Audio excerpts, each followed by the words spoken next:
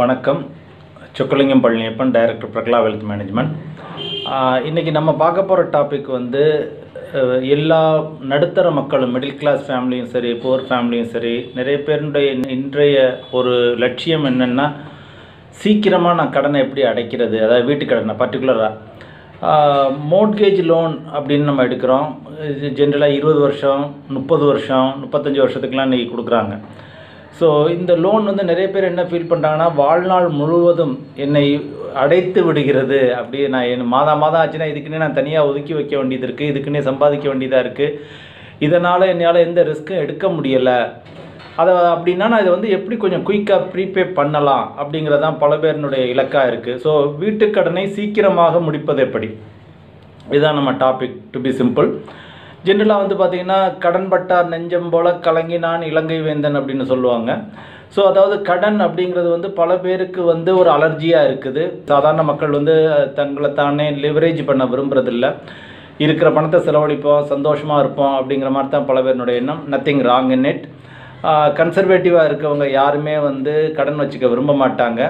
அதே மாதிரி பங்குச்சந்தையிலையும் பார்த்திங்கன்னா, கடன் இல்லாத நிறுவனங்கள் வந்து மார்க்கெட் ரொம்ப டவுனாக இருக்கையிலையும் அந்த ஸ்டாக்னுடைய பெர்ஃபார்மன்ஸ் நல்லாயிருக்கும். ஏன்னா அவங்களுக்கு வந்து இன்ட்ரெஸ்ட் ரேட்டு கூடாது, இன்ட்ரெஸ்ட் அவுட்கோ நிறைய இருக்காது, அதெல்லாம் இருக்குது. இதனுடைய மறுபாகமும் இருக்குது. நீங்கள் டேக்ஸ் எஃபிஷியண்ட்டாக இருக்கணும் அப்படின்னா கொஞ்சம் கடன் இருக்கணும் அப்படின்லாம் சொல்லுவாங்க. இப்போ இன்றைய டாப்பிக்கில் நம்ம அதை பார்க்க போகிறதில்ல. இன்றைய டாப்பிக்கில் வந்து நம்ம வந்து கடனை எப்படி சீக்கிரமாக முடிக்கலாம் அப்படிங்கிறது.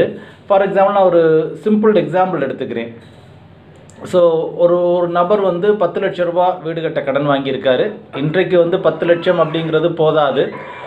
அப்படி இருந்த பொழுதும் நம்ம வந்து அதை வந்து நீங்கள் இப்போ 20 லட்சம்னா அதை 2ஆக மல்டிப்ளை பண்ணிக்கலாம், வாட் எவர் அது மாதிரி. ஸோ அதனால் ஒரு சிம்பிள் எக்ஸாம்பிளுக்காக ஒரு 10 லட்சம் அப்படின்னு எடுத்துக்கிறேன். ஆவரேஜாக ஒரு 20 வருஷத்துக்கு கடன் வாங்குறாங்க, அதாவது 240 months. So as we speak today, December 26, 2018, இந்த டயத்தில் வந்து பார்த்திங்கன்னா வீட்டுக் கடன் இன்ட்ரெஸ்ட் ரேட் வந்து பார்த்திங்கன்னா அரௌண்ட் 9% இருக்குது அப்ராக்சிமேட்லி. ஸோ இப்போ இந்த 20 வருடங்களுக்கு 10 லட்சம் ரூபாய்க்கு 9% இன்ட்ரெஸ்ட் அடிப்படையில் மாதந்தோறும் உள்ள இஎம்ஐ, ஈக்குவேட்டட் மந்த்லி இன்ஸ்டால்மெண்ட் வந்து பார்த்திங்கன்னா 8,997. ஸோ அது மாதம் கிட்டத்தட்ட ஒரு 9,000 ரூபா அவர் கட்டிக்கிட்டு இருக்காரு. ஸோ இது வந்து இவர் 20 வருஷத்துக்கு நான் கட்டணுமா அப்படிங்கிறது அவருடைய ஒரு பயமாக இருக்குது. அதே சமயத்தில் அதை வந்து நான் சீக்கிரமாக முடிக்கிறதுக்கு என்னென்ன வழி அப்படின்னு பார்க்குறாரு. எனவே கொஞ்சம் லாங்கர் டியூரேஷனில் நீங்கள் ஹவுசிங் லோனை வச்சுக்கிறது நல்லது இன் ஜென்ரல். ஸோ தட் அந்த இஎம்ஐ சிம்பிளாக இருக்கும். அப்புறம் நீங்கள் அப்பப்போ முடியல எய்தர் பல்காவோ அல்லது மந்த்லி உங்களுக்கு ஒரு ரெகுலர் கேஷ் ஃப்ளோ வருதுன்னு தெரிஞ்ச பிறகு அதை வந்து ஒரு 1000 2000 ஏற்றி கட்டுவதோ ஒன் ஆஃப் த ஆப்ஷன்ஸ். உங்களுக்கு இது கடனை சீக்கிரமாக முடிக்கணும்னா எய்தர் பல்காக நீங்கள் அதிகமாக செலுத்தணும், அப்பப்போ ஒரு 50,000 லட்சம் ரூபா 2 லட்சம்னு செலுத்தணும். அப்படி இல்லைன்னா அந்த மாதாந்திரம் நீங்கள் கட்டக்கூடிய இஎம்ஐயை, ஃபார் எக்ஸாம்பிள் இப்போ நீங்கள் லோன் எடுத்து 1 வருஷம் ஆகிடுது.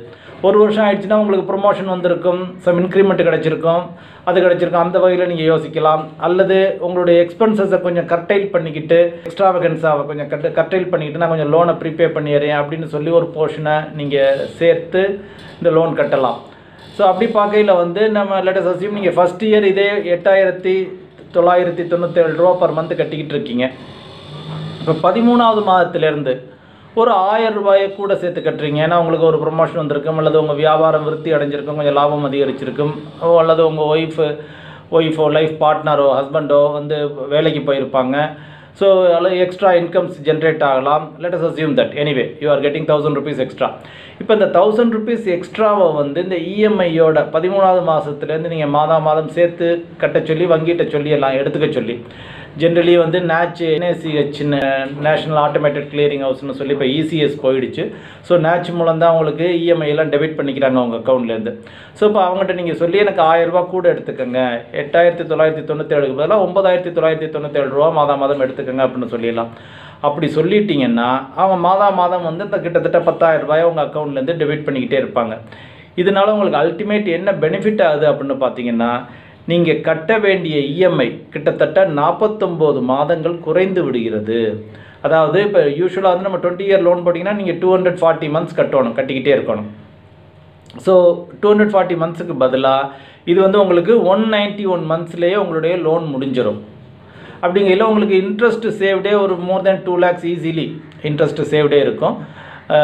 Interest alone I'm talking. அதை விட முக்கியமான விஷயம் வந்து நீங்கள் 20 வருஷத்துக்கு பதிலாக ஒரு 15.5 வருஷம் 16 வருஷத்தில் கிட்டத்தட்ட 16 வருஷத்தில் நீங்கள் வந்து முடிச்சிடுறீங்க, லோனை முடிச்சிடுறீங்க. That is a huge advantage. இப்போ அதே இது நீங்கள் மாதந்தோறும் ஒரு 2000 ரூபா, 1000 ரூபாய்க்கு பதிலாக நான் 2000 ரூபா கூட கட்டுறேன், எனக்கு அந்த சக்தி இருக்குது, 13ஆவது மாதத்துலேருந்து நான் 2000 ரூபா கூட கட்டுறேன் அப்படின்னு இந்த 8997க்கு பதிலாக 10,997 ரூபா மாதம் நீங்கள் கட்ட ஒப்புக்கொண்டுக்கிட்டீங்க அப்படின்னா, பேங்கை சொல்லி நீங்கள் டெபிட் பண்ணிக்க சொல்லிட்டீங்கன்னா, உங்களுடைய டென்யூர், உங்களுடைய லோன் பீரியட் வந்து 79 மாதங்கள் குறைந்து விடும். ஸோ நீங்கள் கட்ட வேண்டியது வந்து 240 மாதத்துக்கு லோன் எடுத்தீங்க, ஒரு 2000 ரூபா எக்ஸ்ட்ரா கட்டினீங்கன்னா 161 மாதத்துலேயே உங்களுடைய லோன் முடிவடைஞ்சிருது. So this is the way you can do it. I mean either இது மாதிரி நம்ம மந்த்லியாக சொன்னது எதுக்காக சொன்னால் எல்லாருக்குமே கொஞ்சம் ஈஸி ஆப்ஷனாக இருக்கும், பேட்டர்னாக உங்களுக்கு உருவாயிடும் அப்படிங்கிறதுக்காக சொன்னி. இது தவிர நீங்கள் என்ன பண்ணலாம், மாதந்தோறும் இல்லை எனக்கு கஷ்டமாக இருக்குது, நான் வருஷம் இதை கட்டி முடிக்கிறேன் அப்படின்னு நினச்சிங்கன்னா 8997 மாதந்தோறும் போய்கிட்டே இருக்கட்டும். வருடத்திற்கு ஒரு முறை உங்களுக்கு போனஸ் வருது அப்படின்னா அந்த போனஸை கொண்டே ஹோம் லோனுக்காக கட்டிடுங்க. பார்ட் ப்ரீபேமெண்ட் ஆகிடும். இப்போ எல்லா most of the floating rate லோன்ஸும் சரி, ஃபிக்ஸ்ட் ரேட் லோன்ஸும் சரி, பார்ட் ப்ரீபேமெண்ட் அலவுடு.